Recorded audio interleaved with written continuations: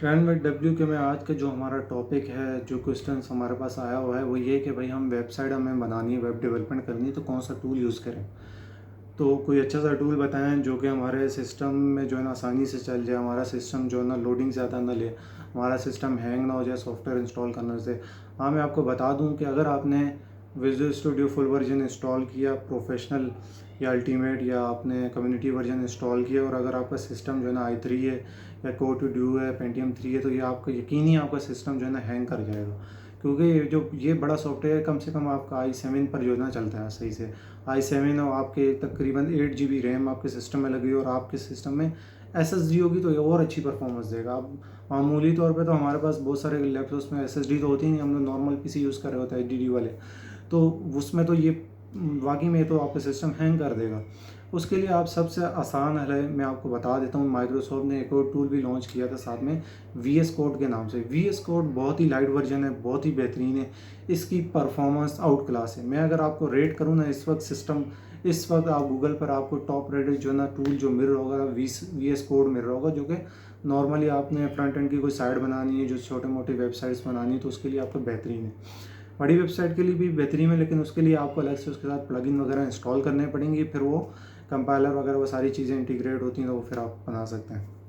बहरहाल आपको जो रिकमेंडेड है ये VS कोड आप यूज़ कर सकते हैं अगर आपने नॉर्मल वेबसाइट बनानी है। तो अच्छी वेबसाइट भी इस पर बन जाती है कि उसके लिए आपको कुछ सॉफ्टवेयर यूज़ करने पड़ेंगे, उसके साथ प्लगइन्स वगैरह एक्सटेंशन इंस्टॉल करनी पड़ेंगी।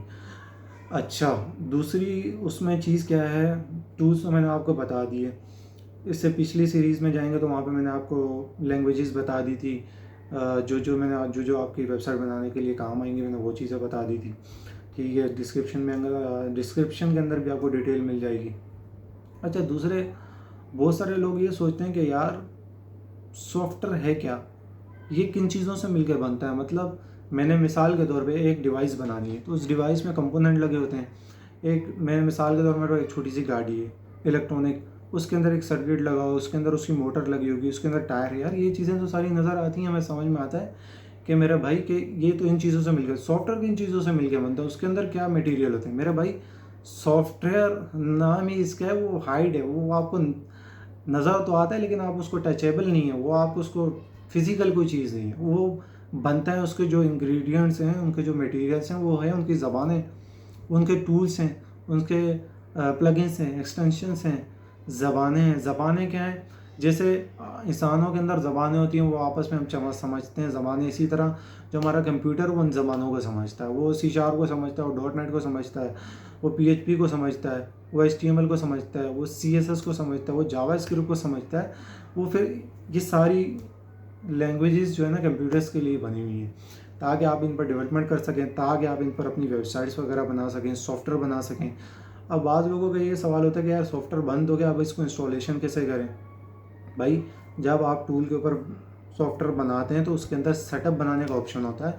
आप उसका सेटअप क्रिएट करें, सेटअप क्रिएट करने के बाद वो आपको एक सेटअप फाइल दे देगा। वो सेटअप फाइल आप जाके दूसरे के सिस्टम में इंस्टॉल करें, वो सेम सॉफ्टवेयर इंस्टॉलेशन हो जाएगा। फिर आपको कोड डिप्लॉय नहीं करना पड़ेगा, वहाँ पे सॉफ्टवेयर हमेशा इंस्टॉलेशन करना पड़ता है, उसको डिप्लॉय नहीं करना पड़ता। वेबसाइट जो होती है उसको डिप्लॉय करना पड़ता है। तो मैं इस चीज़ की डिटेल आपको नेक्स्ट वीडियो में बताऊँगा कि वेबसाइट्स की डेवलपमेंट क्या होती है, इनको होस्ट कहाँ किया जाता है, कैसे किया जाता है, क्या क्या हमें किन किन चीज़ों का ख्याल रखना पड़ता है, सारी चीज़ें मैं आपको नेक्स्ट वीडियो में बताऊँगा। तो आज की वीडियो के लिए यही था। चैनल को अगर आपने सब्सक्राइब नहीं किया तो सब्सक्राइब कर दें, बेल के आइकन को प्रेस कर दें, ताकि आपको आने वाली वीडियोस मिल सकें और नोटिफिकेशन भी आपको मिल सके। अल्लाह हाफ़िज़।